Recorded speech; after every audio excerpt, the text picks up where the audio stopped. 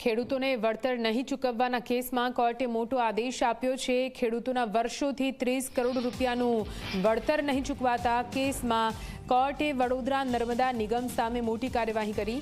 નર્મદા નિગમની ઓફિસનો સામાન જપ્ત કરવામાં આવ્યો છે। ઉલ્લેખનીય છે કે વળતર ન ચૂકવાતા ડભોઈ તાલુકાના સીમડિયા ગામના ખેડૂત કોર્ટમાં ગયા હતા।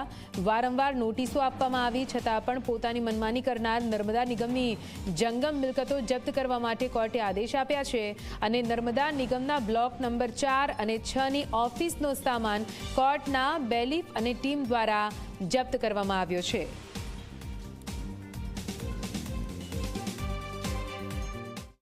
આજની પ્રક્રિયામાં એવું છે કે અમારા જમીનના વળતરના નાણાં મળતા નથી, જેથી કરીને ઓફિસ સીલ કરવાનો કાર્યક્રમ છે। એ તો કોર્ટનો રિસીવર આવે જ કરે ને। 28 થી 30 કરોડ રૂપિયા બાકી છે।